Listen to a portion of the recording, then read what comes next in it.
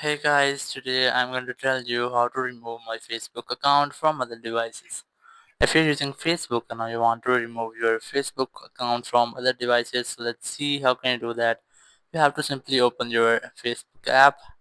In Facebook, just tap on your profile icon or the menu option on three horizontal lines.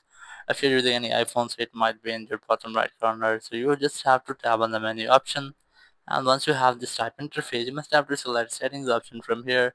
You can easily select it from settings and privacy. Then go for settings, and here just tap on account center.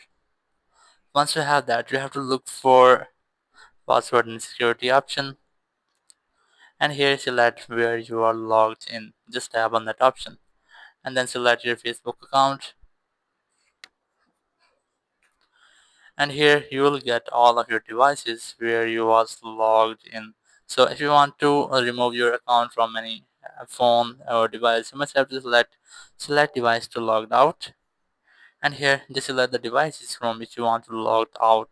For example, I'm going to select maybe this one. Just select the devices, then double logged out option.